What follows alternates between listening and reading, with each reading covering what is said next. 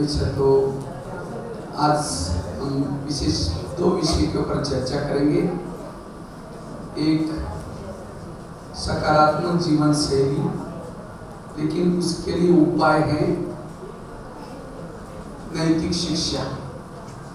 क्योंकि आज जीवन में तनाव का कारण, जीवन की समस्या का कारण मानवीय मूल्यों की कमी, नैतिक मूल्यों की कमी, सहन करना, मीठा बोलना, सत्य बोलना, इस गुणों को कहते हैं वैल्यूज, नैतिक शिक्षा। क्योंकि हमारे शिक्षा का मूल उद्देश्य है चरित्रवान बनना, शिक्षा का मूल उद्देश्य है गुणवान बनना। अगर शिक्षा लेने के बाद मेरे जीवन में गुण नहीं आए तो मेरी शिक्षा कैसे अधूरी है। इसीलिए जीवन एक वृक्ष है और इसी वृक्ष में जब तक नम्रता, मधुरता, धैर्यता, सत्यता ये गुण रूपी फल नहीं आए तब तक हमारी शिक्षा कैसे अधूरी है। इसीलिए शिक्षा लेने के बाद हमारे जीवन में क्या आने चाहिए? गुण। क्योंकि आप सभी बच्चे यहाँ छोटे हैं, फिर समाज में जाएंगे, लेकिन यहाँ से अगर गुण सीख के नहीं जाएंगे तो समाज में आने वाले प्रॉब्लम्स में आपके जीवन में टकराव होता रहेगा, तनाव आता रहेगा। और जिसको तनाव आता है वो ड्रग्स करता है, सहन नहीं होता, किसी का मर्डर भी कर लेता है, अपराधी बनता है। ये सब आप समाज में देख रहे हैं। इसीलिए समाज में हम सुखी बने, समाज में हम सुखमय रहें, इसीलिए इस शिक्षा के साथ साथ मूल्य सीखना जरूरी है, गुण सीखना जरूरी है। एक होता है IQ। आप लोगों ने डायरी लाई होगी तो डायरी में लिखना है सब। सबसे पहले लिखो नैतिक शिक्षा का महत्व और सकारात्मक जीवन। एक होता है IQ, दूसरा होता है EQ, तीसरा होता है MQ, चौथा होता है SQ। IQ means intelligent level, बौद्धिक क्षमता। EQ मीन्स इमोशनल, भावनात्मक क्षमता। और MQ मीन्स मॉरल, नैतिक क्षमता। और SQ मीन्स स्पिरिचुअल, आध्यात्मिक क्षमता। लेकिन आज आप लोगों का ध्यान किसके तरफ है? चारों में से IQ। क्योंकि आपके माँ बाप भी आपसे क्या चाहते हैं? अच्छे से अच्छे मार्क मिलने चाहिए। आप खुद भी चाहते हैं ज्यादा से ज्यादा मार्क मिलने चाहिए। स्कूल वाले भी सभी चाहते हैं अच्छे मार्क मिलने चाहिए। लेकिन टेबल के पांव कितने होते हैं? अगर एक ही पांव है बाकी 3 नहीं है तो टेबल क्या हो जाएगा? इसी तरह केवल आपने यहाँ से IQ सीखा, मेहनत की, और बाकी EQ, MQ, SQ नहीं सीखा तो यहाँ से तो पास हो जाएंगे, लेकिन समाज की परीक्षा में फेल हो जाएंगे। इसलिए आज समाज में जो इंजीनियर है, डॉक्टर हैं, नेताएं हैं, व्यापारी हैं, आज समाज में जाकर के जो गलत बातें हो रहे हैं, अपराध हो रहे हैं, कोई डॉक्टर होता है वो किडनी निकाल करके लेता है, कोई इंजीनियर गलत काम कर रहे, व्यापारी गलत काम कर रहे, नेताएं भ्रष्टाचार काम कर रहे। क्यों? उन्होंने केवल IQ बढ़ा करके गए थे और इसीलिए बाकी सभी नहीं सीखा। इसीलिए आज समाज में जाकर के हमारे से गलतियां ना हो, इसीलिए क्या सीखना है? EQ भी सीखना है, MQ भी सीखना है और SQ भी सीखना जरूरी है। जो बच्चे इन चारों बातों का बैलेंस रखते हैं उनका ही सर्वांगीण विकास होता है। IQ से सर्वांगीण विकास नहीं होता। इसलिए हमें IQ के साथ साथ इन तीनों को भी सीखना है। EQ मीन्स इमोशनल, भावना, माँ बाप के लिए भावना, देश के लिए भावना, समाज के लिए भावना। कई बच्चे होशियार तो होते हैं लेकिन माँ बाप के लिए भावना नहीं होती, टीचर के लिए भावना नहीं होती। कर्ण बड़ा होशियार था लेकिन टीचर को, अपने गुरु को झूठ बोला, इसीलिए क्या हुआ? टीचर ने उसको श्राप दिया, जब ये शिक्षा काम आएगी तुम भूल जाओगे। इसलिए अगर जीवन में सफलता प्राप्त करनी है, टीचर के प्रति भी हमारी भावना चाहिए। स्कूल मतलब कोई धर्मशाला नहीं, यहाँ गुरु और शिष्य का रिश्ता है। इसीलिए हमें क्या करना है, अपनी भावना, क्योंकि टीचर की हमें दुआएं मिलती है। ये दुआएं, माँ बाप की दुआ, टीचर की दुआ जीवन में कभी भी भूखा रहने नहीं देगी, इसीलिए दुआएं लेनी है। और साथ में यम क्यू मीन्स मॉरल, नैतिक क्षमता, सहन करने का गुण। एक सहन शक्ति की कमी के कारण समाज में क्या हो रहा है, कोई किसी का मर्डर करता है, कोई गुस्से में आता है, दिमाग को गर्म करता है, टेंशन में आता है, कई बीमारियां हो रही हैं। 70% बीमारियां नेगेटिव सोच से। आज कोई ड्रग्स करता है, नशा करता है, तो जो भी समाज में प्रॉब्लम्स है उसका कारण है सहन शक्ति की कमी।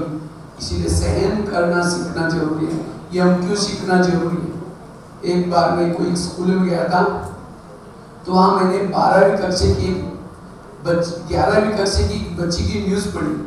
वो 11वीं कक्षा में पढ़ रही थी, लेकिन जब वो 10वीं कक्षा में थी, उसका बोर्ड में पहला नंबर आया था। माना उसकी IQ कैसी थी, बहुत अच्छी थी। लेकिन जब वो 12 में पढ़ रही थी, किसी बच्चियों ने उसको चिढ़ाया, कुछ बोल दिया, उसको सहन नहीं हुआ। एक मालगाड़ी ट्रेन जा रही थी, उसके नीचे जाके कूद के मर गई। माना उसकी IQ तो अच्छी थी, लेकिन उसने काम कौन सा किया, तो उसकी IQ क्या काम आ गई। आज कई अखबार में न्यूज भी आते हैं, कोई बहुत ही सास ने कुछ बोला और इसीलिए क्या किया, सहन नहीं हुआ, केरोसिन डाल के खुद को जलाया। वो बहुत छात्रा थी, सब कुछ पढ़ा। तो आज समाज में जो भी प्रॉब्लम्स है, यमक्यू की कमी के कारण, तो सहन करने का लेसन भी जरूरी है। और साथ में यस्क्यू में स्पिरिचुअल ज्ञान। आज आप लोगों को स्कूलों में हर शिक्षा दी जाती है। आज कंप्यूटर से ज्ञान लेते हैं, जनरल नॉलेज, किताबों से नॉलेज। आपके अंदर ज्ञान की कोई कमी नहीं है, आपको कई प्रश्न के उत्तर आते हैं। मैं एक आपको क्वेश्चन पूछता हूँ, चंद्रमा पर पहला कदम किसने रखा था?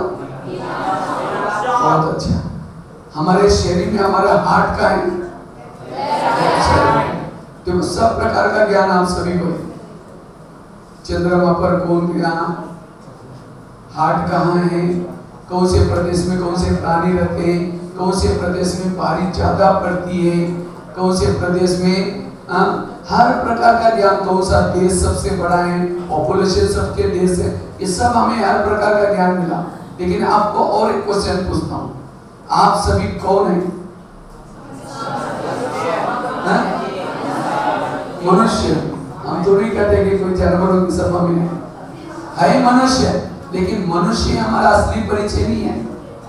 हमारा जैसे दिया चलता है ना, लेकिन दिए के नीचे क्या होता है, अंधेरा होता है।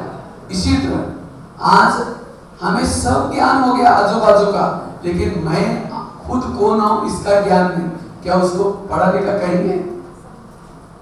एक गाड़ी है, गाड़ी के अंदर ड्राइवर नहीं, बाकी सब कुछ है, पेट्रोल है, सब कुछ है, लेकिन वो नहीं चलती।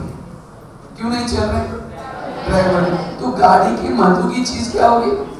ड्राइवर। इसी तरह कोई मुर्दा पड़ा हुआ है, मुर्दा है, उसका हार्ट तो कहीं गया नहीं, हार्ट का उसके शरीर में आंखें भी हैं, मुख भी हैं, कान भी हैं, लेकिन वो नहीं बोल रहे, नहीं सुन रहे, नहीं देख रहे। क्यों? उसके अंदर का ड्राइवर उतर गया। ड्राइवर अर्थात आत्मा। तो शरीर की महत्व की चीज क्या होगी? तो उस आत्मा के बारे में जो इतनी महत्व की चीज है, सब कुछ उसके बिना नहीं चल सकता। आज हार्ट के बारे में, आंख के बारे में, कानों के बारे में कितना नॉलेज है हमें, लेकिन आत्मा के बारे में नॉलेज है। तो वास्तव में हमारा असली परिचय हम कौन है? आत्मा। तो आत्मा के बारे में कोई लेसन पढ़ा है हमने? वो कहां से आई, कहां जाती है, उसका घर कहाँ है, इसको कहते हैं यस्क्यू। यही स्पिरिचुअलिटी।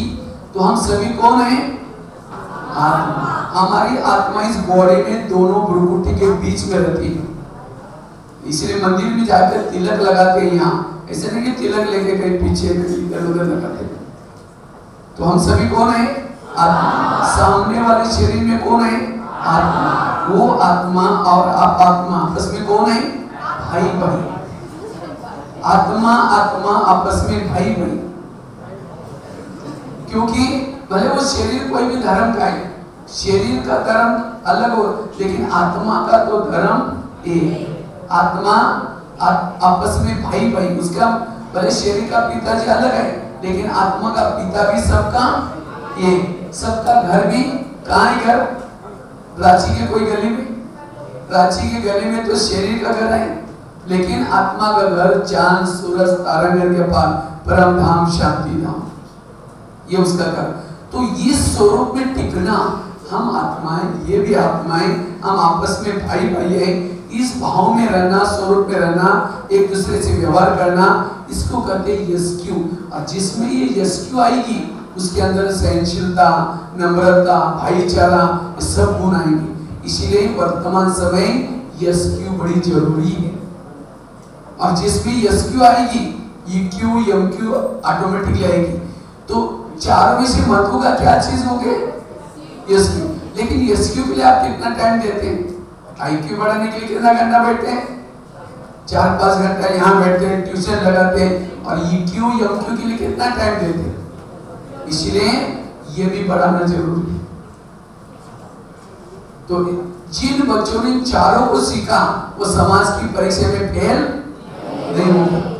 इसीलिए समाज की परीक्षा में पास होने के लिए इन चारों को सीखना जरूरी है। आप लोग लेकिन शिक्षा लेते हैं, शिक्षा को इंग्लिश में क्या बोलते हैं? एजुकेशन। तो आप लोगों ने आज तक कितना एजुकेशन लिया, बता सकते हैं कोई? कितना लिया? चलो मैं आपको उसका एजुकेशन का अर्थ बताता हूँ। एजुकेशन मतलब लेना, मतलब पास होना, अच्छे मार्क लेना, ये कोई एजुकेशन नहीं। एजुकेशन लेना मतलब एजुकेशन के एक एक शब्द को समझना। आज के बच्चे क्या समझते हैं? डिग्री ले ली, पास हो गए, मेरा एजुकेशन पूरा हो गया। वो एजुकेशन पूरा होता तो आपके अंदर कितने गुण आने चाहिए? तो एजुकेशन लिखो अपने डायरी में। एजुकेशन का पहला शब्द आता है ई। कौन सा आता है? ई फॉर एम्पावर बनना, सशक्त बनना। क्योंकि आज के बच्चे सशक्त, कल का समाज सशक्त, देश सशक्त, राष्ट्र सशक्त। अगर आज के बच्चे कमजोर, कल का समाज कमजोर, देश कमजोर। और सशक्त किसको करते हैं? समय पर आना, बड़ों का कहना मानना, जो खाना है वही खाना, जो नहीं देखना वो नहीं देखना, इसको कहेंगे सशक्त। आजकल गवर्नमेंट एक प्रोजेक्ट चला रहा है, नारियों को सशक्त बनाने की कोशिश कर रहे हैं। लेकिन मैं तो सोचता नारियों से भी पहले आज की छात्राओं को सशक्त बनने की जरूरत है। क्योंकि आज की छात्राएं भविष्य की नारी है। अगर आज की छात्राएं कमजोर है, कुछ भी खाएंगे, कुछ भी देखेंगे, पहचान करेंगे, तो भविष्य की नारी भी कैसे बनेगी? कमजोर बनेगी। और वो कमजोर होगी तो उसके परिवार कमजोर, देश राष्ट्र कमजोर। इसलिए आज के छात्र छात्राओं को कैसे बनना है? सशक्त बनना है। यह है शिक्षा का उद्देश्य। दूसरा शब्द कौन सा आता है एजुकेशन में? डी फॉर डिसिप्लिन, अनुशासन। देखने का अनुशासन, बोलने का अनुशासन, माँ बाप के साथ अनुशासन, मित्रों के साथ अनुशासन। क्योंकि मानव के अनुशासन से प्रकृति चलती है। अगर मानव अनुशासन छोड़ देगा तो प्रकृति भी अपना अनुशासन छोड़ देगी। सूरज अपने अनुशासन में रहता है। कहता है आज मेरी ट्रेन लेट हो गई, मैं 2 घंटा लेट हो गया, कहते हैं उस समय पर आता है। समुद्र अपने अनुशासन में, लेकिन आज समुद्र भी अपना अनुशासन छोड़ रहे हैं, सुनामी आ रही। क्यों? मनुष्य अनुशासन छोड़ रहे। इसलिए अनुशासन में रहना ये शिक्षा का उद्देश्य है। आगे का शब्द कौन सा आता है? यू फॉर यूनिटी, एकता। एक उंगली तो कौन लड्डू बनाएंगे? 5 उंगलियां लड्डू बना सकते। इसी तरह एक अकेला व्यक्ति कुछ नहीं कर सकता। एकता में रहना शिक्षा का उद्देश्य। आगे का शब्द सी फॉर कैरेक्टर बिल्डिंग, चरित्रवान बनना।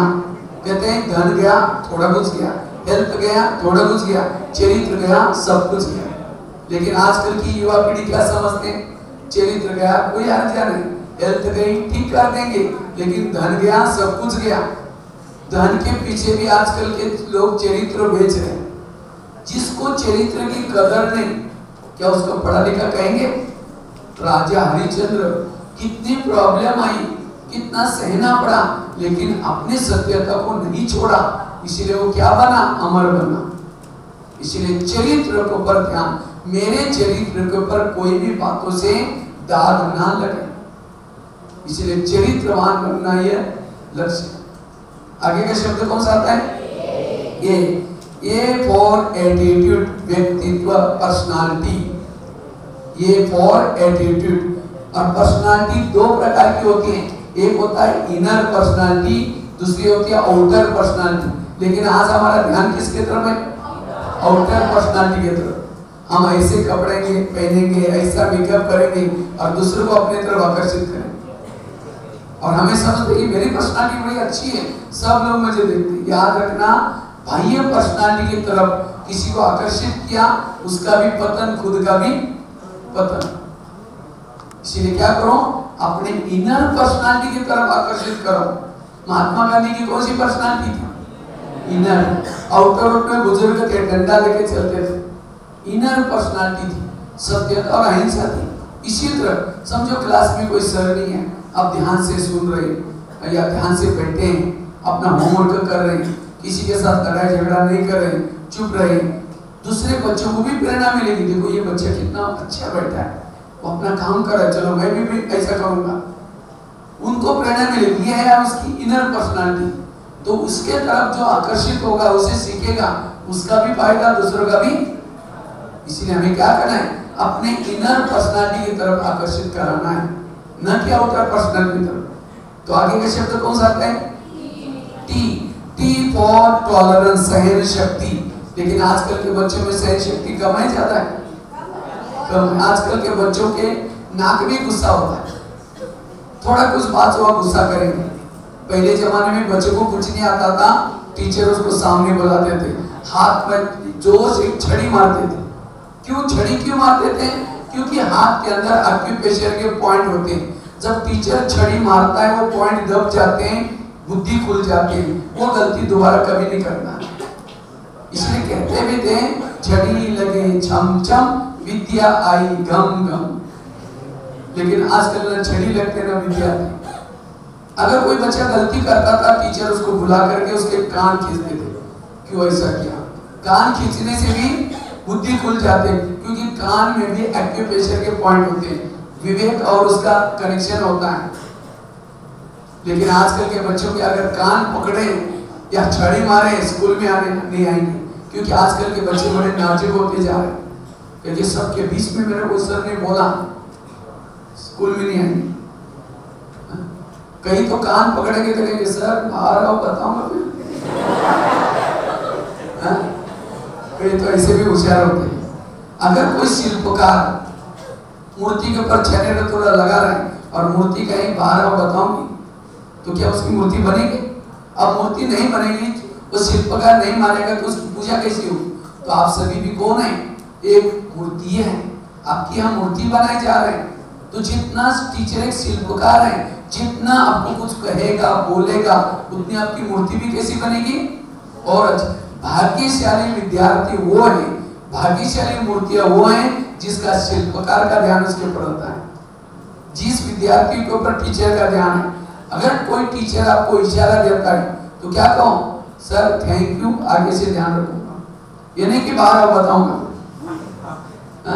ऐसे मैं एक स्कूल में गया था, तो प्रिंसिपल से मेरी बात हो रही थी, कहा कि सचमुच आजकल के बच्चे बड़े नाजुक हो रहे हैं। कहा कि हमारी प्रेयर चल रही थी बाहर, और जब प्रेयर चल रही थी तो एक बच्चा कुछ मुंह चला रहा था, तो सर को लगा इसने कोई गुटखा खाया होगा, एक थप्पड़ मारी। बच्चा स्कूल दूसरे दिन स्कूल में नहीं आया, तीसरे दिन भी नहीं आया, चौथी दिन आया, अपने बाप को बुला के लेके आया। बाप बंदूक लेके आया, कहाँ है सर? बाहर आओ। तो क्या उसने थप्पड़ उस सर ने पगार बढ़ाने के लिए मारी थी? उस बच्चे गुटखा खाएगा, उसका हेल्थ खराब हो जाएगी, चरित्र खराब। भलाई के लिए मारा था, लेकिन देखो आजकल के गुरु और शिष्य का रिश्ता। इसलिए हमें अगर कोई टीचर कोई बात के लिए इशारा करता है तो थैंक यू करके सुधार लाना है। इसको कहते हैं सहन शक्ति। और अगर ये सहन करना सीखेंगे आपकी मूर्ति बड़ी अच्छी बनेगी। आगे का शब्द कौन सा आता है? आई। आई फॉर इंटीग्रिटी, एकात्मता, राष्ट्रीय एकात्मता, पारिवारिक एकात्मता, आपसी एकात्मता। एकात्मता शिक्षा का उद्देश्य है। आगे का शब्द कौन सा आता है? वो फॉर ऑप्टिमिस्टिक, आशावादी बनना। लेकिन आजकल के बच्चे कैसे हैं? निराशवादी। मेरा क्या होगा, मेरा कैसा होगा, जो होगा अच्छा होगा। इसलिए कैसे बनो? भगवान ने इस धरती पर आपको भेजा है, आपके दाल रोटी की तैयारी करके भेजा है। इसलिए कभी निराश नहीं बनो, आशावादी बनो। इसलिए दीवार पर चींटी चढ़ गई, गिर गई, कहते दोबारा कभी नहीं चढ़ोगे। कहते कोशिश करने वाले की कभी हार नहीं होती। अब्राहम लिंकन जीवन की कितनी परीक्षा में फेल हो गए, लेकिन तो भी उन्होंने कोशिश नहीं छोड़ी। आखिर एक दिन आया, वो अमेरिका के राष्ट्रपति बने। इसलिए कैसे बनो? आशावादी। कहते एक व्यक्ति था जिसके सिर पर बाल नहीं थे, तो भी जेब में कंगा लेके चलता था। क्यों? उसको आशा थी कि कभी बाल आ सकते। इसको कहते आशावादी। और लास्ट का शब्द कौन सा आता है? एन फॉर नोबिलिटी, सज्जनता। एक होते सज्जन, दूसरा होता है दुर्जन। एक होते कौरव, दूसरे होते पांडव। तो सज्जन बनना है शिक्षा का उद्देश्य। तो देखो एजुकेशन के एक एक शब्द में कितना बड़ा भाव है। तो इंपावर बनना, डिसिप्लिन में रहना, यूनिटी में रहना, कैरेक्टर, एक एक शब्दों को आचरण में ला करके जाना, इसको क्या कहेंगे? इसने एजुकेशन लिया। अगर ये शब्द आचरण में नहीं, वो अनपढ़ है। भले उसने पढ़ाई किया लेकिन अक्षर ज्ञान लिया, एजुकेशन। और बिना एजुकेशन वाला व्यक्ति समाज में जाएगा, वो गलत काम नहीं करेगा तो क्या करेगा? तो आप लोगों को एजुकेशन लेना है या अक्षर ज्ञान लेना है? एजुकेशन। इसलिए इन बातों को सीखते जाना है। लेकिन आज के बच्चे क्यों बिगड़ रहे हैं, क्यों भटक रहे हैं? उसके 3-4 कारण हैं। लिखो। बिगड़ने का पहला कारण गलत संगत। जैसा करोगे संग वैसा चढ़ेगा रंग, जैसा पियोगे पानी वैसी बनेगी वाणी। सामने टीचर पढ़ा रहे हैं और दोनों लास्ट में बैठ करके चिमटी लेने का काम कर रहे हैं। ये दोनों की संगत अच्छी है? कहते एक मछली पूरा तालाब को गंदा करती है। अगर एक बच्चा गलत है, कोई मोबाइल में गलत चीजें लाई या कोई गलत नशा करता है, गुटखा खाता है, सबको सिखाएगा, कई को बिगाड़ देगा। तो ऐसे बच्चों से दूर रहना है जिसकी हैबिट्स, आदतें खराब है, उसके साथ संगत नहीं करनी। संगत का क्या परिणाम होता है, उसकी कहानी आप लोगों को सुनाता हूँ। उसका कहानी का टाइटल भले लिखो, कौवा और हंस की कहानी। कौवा और हंस की कहानी। कहते हैं एक बार की बात है, एक कौवा और हंस दोनों की दोस्ती थी, एक पेड़ पर बैठते थे। लेकिन एक दिन कौवा कहीं घूमने के लिए बाहर गया था और हंस अकेला पेड़ पर बैठा था। इतने में हंस के नीचे नजर गई, एक व्यक्ति सोया था लेकिन उसके सिर पर धूप आ रही थी। तो हंस को दया आई, वहां से उठा और जिस डाली से धूप आते वहां पंख फैला करके बैठ गया। इतने में उसका दोस्त आया। कौन? उसने हंस को पूछे कि दोस्त तुमने पंख क्यों फैलाए? कहते नीचे एक व्यक्ति सोया, उसको धूप लग रहे, मैं मदद कर रहा हूँ। कहते लोग तो बड़े खराब होते हैं, हमें पत्थर मार के भगाते, इनको मदद क्यों करें? कौन कहता है? हंस कहता है लोग कैसे भी हमें मदद करनी चाहिए। कहते तुम मेरा दोस्त है, तुम मेरी बातें मानेंगे नहीं, उठो यहाँ से। तो भी नहीं उठता। कौवा वहां से उठता है, बीट करके लैट्रिन करके वहां से भाग गया। उस व्यक्ति के सिर पर गिरा, उसने ऊपर देखा, कौन बैठा था? उसको लगा गलत काम किसने किया है, बंदूक ले उसको मार दिया। यही संगत के परिणाम। तो इसी तरह अगर आपकी भी दोस्ती कोई कवे के साथ है, गलत व्यक्ति के साथ है, वो तो भाग जाएंगे, पकड़े आप जाएंगे, मारे आप जाएंगे। इसलिए आज के बच्चों को संगत के ऊपर ध्यान देना है। संगत हमारी कैसी चाहिए? अच्छी। ये तो कई बच्चे कहते हैं हाँ मुझे तो इच्छा नहीं की, लेकिन मेरा दोस्त नाराज हो रहा था, इसीलिए मुझे पिक्चर देखने के लिए लेके गया, इसीलिए मुझे वो गुटखा खाना पड़ा।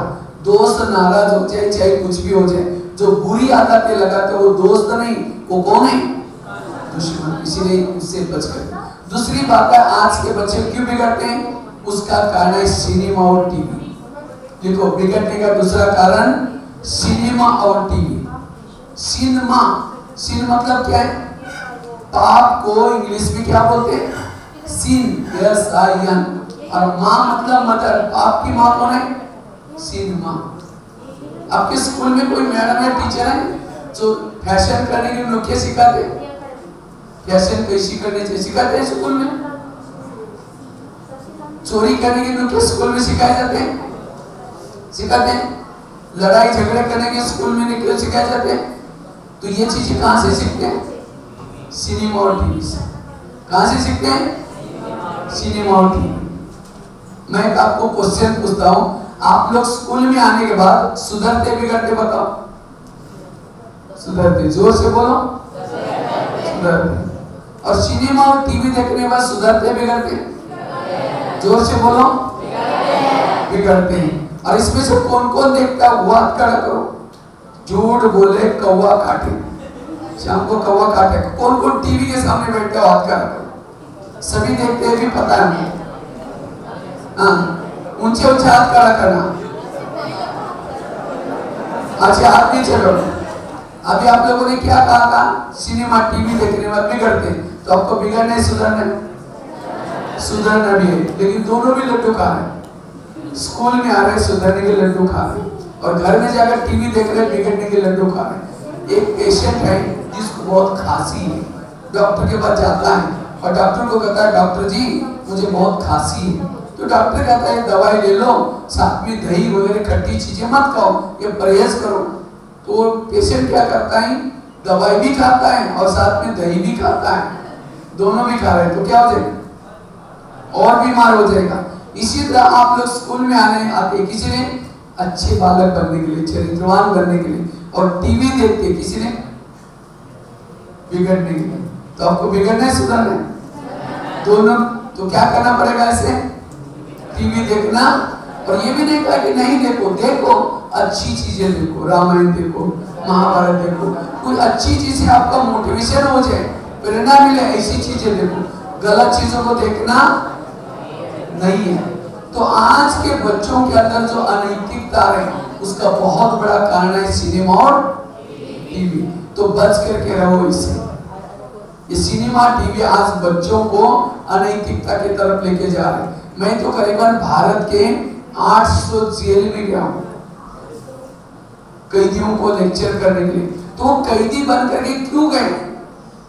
उनकी IQ कोई कम नहीं है, वो भी होशियार थे, अच्छे थे। संगत गलत रखी, टीवी देखी, गलत नशा किया, झगड़ा किया, सहन नहीं किया, आज पहुंच गए। तो मेरे साथ ऐसा ना हो जाए। आजकल के कई बच्चे भी अपराधी बनते हैं। मैं तो करीबन 200 बच्चों के कारागृह में भी गया हूं, जेल में। तो बच्चों से गलती कैसी होती है? एक मैं विशाखापट्टनम में या कहीं जेल में गया था, बाल सुधार गृह में। तो मैंने 300 बच्चे जेल में थे वहां।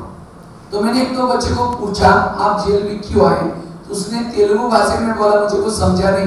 तो जेलर साहब ने सब बताया। ये बच्चा कहता है उसकी बहन बहुत काली थी और वो बहुत टीवी देखता था बच्चा। तो उसके दोस्त उसको बहुत चिढ़ाते थे, तुम्हारी बहन काली है, कैसी है। तो एक दिन मम्मी बाहर गई थी, तो उस बच्चे ने क्या किया, उस बहन को लेकर के वॉशिंग मशीन में डाल दिया, क्योंकि वो टीवी में देखता था वॉशिंग मशीन में कपड़े साफ होते हैं, कोई भी चीज साफ होती है, तो सीधा ला करके डाल दिया और मशीन चालू की। तो ये बुद्धि कहाँ से सीखी उसने? टीवी से ना। कहीं तो आज वो फायरिंग पता नहीं कौन से बयान में बोलते उड़ता है, कहीं जाकर के छत पर उड़ने की भी कोशिश करते हैं खुद भी, और हड्डी गड्डी टूट जाती है। कई बच्चे ने तो अपने बाप का ही मर्डर किया। वो कहा कि वो बहुत टीवी देखता था। तो एक दिन पिताजी उसका पुलिस इंस्पेक्टर था, कहीं वो मार्केट में गया था, आया तो उसने वो टीवी देखे थे, पिस्तौल घर में रखा था, वो तान करके खड़ा रहा, और जैसे वो सिनेमा में मारते उसे मार के वो लग गया, खत्म हो गया। तो ये सब चीजें आज के बच्चे कहाँ से सीख रहे हैं? टीवी से। माँ बाप को झूठ बोलेंगे, गलत काम करेंगे, तो जैसा देखेंगे वैसा बनेंगे। इसलिए सिनेमा टीवी से बच कर रहो। और कंप्यूटर के बारे में जानते हैं आप लोग? कंप्यूटर की हार्ड डिस्क भरी है, उसके अंदर और मैटर डालो, जाएगा अंदर से आवाज आएगा, फुल जगह नहीं है। तो हमारा दिमाग एक कंप्यूटर है, हार्ड डिस्क है। अगर सिनेमा टीवी देख करके भरेंगे तो अंदर कैसी बातें, स्कूल की कैसी बातें जाएंगे अंदर से आवाज आएगा, फुल जगह नहीं है। अगर स्कूल की बातें अंदर नहीं गई तो क्या परीक्षा में कोई सीरियल देखा उसका क्वेश्चन आता है? इसलिए सिनेमा टीवी से बच कर। और इससे आज हमारी संस्कृति बिगड़ती जा रही है। तो मैं देखा एक दिन मैं स्कूल में जा रहा था, एक बच्चा थैला लटका करके जा रहा था, तो अचानक वो बच्चा कहता हाय हानू। तो मैंने सोचा हाय हानू किसको बोला, मेरा तो परिचय तो था ही नहीं। मैं थोड़ा आगे गया, देखा हनुमान का बड़ा सा मंदिर है, वो हनुमान को देख करके कहता है हाय हानू। हनुमान उसका कोई दोस्त है ना। आज हमारी भारतीय संस्कृति क्या कहते हैं, अगर हमारे कोई पूर्वज दिखते हैं क्या करो, रुक करके हाथ जोड़ करके उनसे आशीर्वाद दो, ये सब। लेकिन वो बच्चा कहाँ से सीखा? टीवी देख करके। टीवी में भी आजकल क्या होता है, पाश्चात्य संस्कृति क्या कहते हैं, एक दूसरे को मिलते hi hello how are you बोलते हैं। तो आज के बच्चे पाश्चात्य संस्कृति के कारण, सिनेमा टीवी के कारण पहरावा, देखना, बोलना सब बदलता जा रहा है। इसलिए संस्कार अच्छे बनाने के लिए इससे बचना है। तीसरी चीज है, लिखो, बिगड़ने का कारण है व्यसन या नशा। क्यों बिगड़ते हैं? कोई ना कोई ड्रग्स लेंगे, नशा करेंगे, गुटखा खाएंगे, इसे भी बिगड़ते जा रहे हैं। इसीलिए व्यसन या नशा, कभी भी नशा नहीं करनी है। आज रावण क्यों बना था? कहते हैं रावण एक ब्राह्मण कुल में जन्म लिया था, लेकिन बना क्या कर्मों से? राक्षस। क्यों? वो नशा करता था। उसी जमाने में तो एक ही रावण था, राक्षस था, लेकिन आजकल तो घर घर में रावण पैदा होते जा रहे हैं। कितने सारे दुर्योधन दुशासन पैदा हो रहे हैं। क्यों? क्योंकि नशा और व्यसन। जो व्यक्ति कोई नशा ड्रग्स लेता है, इंद्रिय पर संयम नहीं रहता, वो क्या बोल रहा है, क्या देख रहा है। मैं देखता हूँ छोटे छोटे बच्चे भी आजकल गुटखा खाते हैं। मैं अभी माउंट आबू में हमारे हॉस्पिटल में गया था, तो मैंने वहां देखा एक 10वीं कक्षा की छात्रा थी, उसके गले में नली डाल करके उसकी माँ सब्जी का सूप पिला रही थी। तो मैंने पूछा इसको क्या हुआ?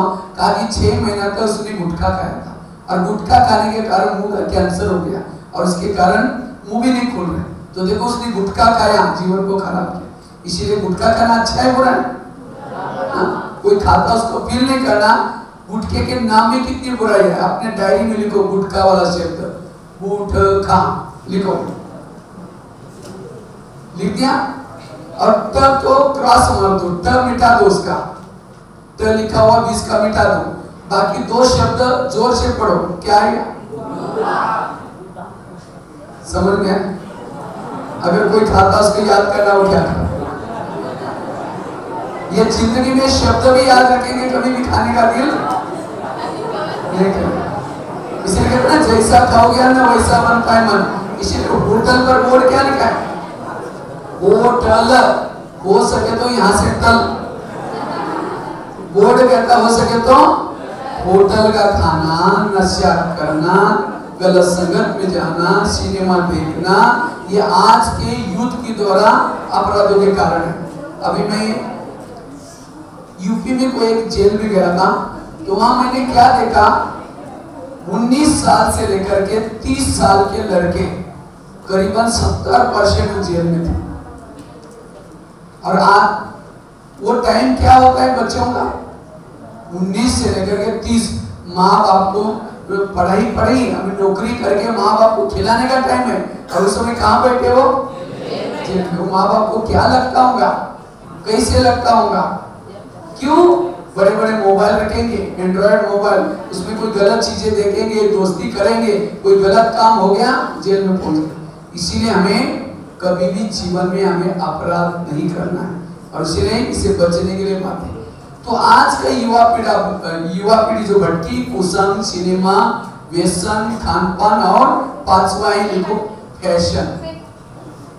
आजकल के युवा पीठ क्यों बिगड़ा? उसका एक कारण फैशन। और फैशन क्यों करते हैं? अच्छे दिखने के लिए। माना जो फैशन करता हुआ अच्छा है, फैशन करता हुआ अच्छा। राम और रावण दोनों में से कौन अच्छे? उन्होंने कौन सी फैशन की? लाली पाउडर कुछ लगा? अच्छा समझो आपके क्लास में कोई काली सी लड़की है, वो लड़ती नहीं, झगड़ती नहीं, शांति से बैठते, अपना होमवर्क समय पर करते, तो टीचर हो या ना अपने पढ़ाई, तो उसको अच्छा कहेंगे बुरा कहेंगे? क्यों अच्छा कहा? उन्होंने कौन सी फैशन की? क्यों अच्छा बोला? गुण अच्छे। इसीलिए भूल जाओ कि कोई फैशन करने से व्यक्ति अच्छा बनता है। जीवन में गुण चाहिए। जितना गुणवान बनेंगे उतना क्या बनेंगे? अच्छा बनेंगे। इसीलिए कहते हैं ना, सिंपल लिविंग हाई थिंकिंग, विचारों से महान बनो। फैशन करना है लेकिन गुणों की। भाईचारे की बिंदी लगाओ। कौन सी बिंदी लगाओ? भाईचारे की। दृढ़ता के कंगन पहनो, उमंग उत्साह के पायल पहनो, और साथ में मधुर मुस्कान की लंबी। तो ये 5 चीजों से बच करके रहो। वो बच्चे क्या बनेंगे? अच्छे बच्चे बनेंगे। और सबसे अच्छा गुण है, लिखो, अगर अच्छे बच्चे बनना है, सहन शक्ति का गुण चाहिए। कौन सा गुण? सहन शक्ति। जैसे कहा, आजकल के बच्चों के अंदर सहन शक्ति क्या है? कम है। अच्छा, कोई गाली देता है तो गाली अच्छी होती है बुरी होती है? कोई गट्टर की चीज आपको देगा, आप लेंगे?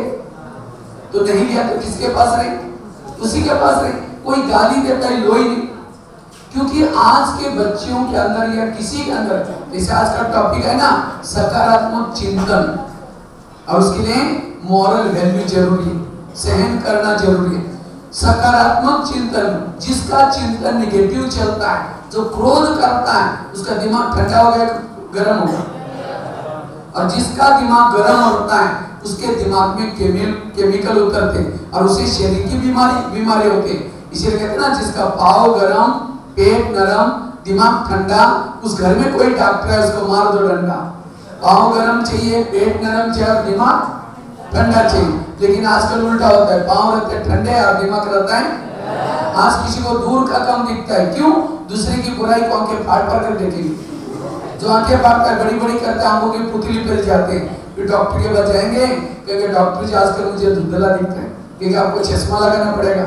चश्मा तो लगाया, फिर भी बुराई देखना नहीं छोड़ेंगे, नंबर बढ़ता ही जाएगा। आज किसी को पेट की बीमारी होती है, ईर्ष्या करने वालों को पेट की बीमारी होती है। इसलिए कहते हैं ना, तुम मेरे को देख करके तुम्हारे पेट में जलन होता है क्या? इसका राइटिंग अच्छे है, सर ज्यादा, इसको ही पूछते रहते हैं।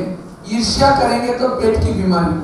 आज किसी को बुखार होता है, जिसको फीलिंग आता है उसको फ्लू होता है, बुखार होता है।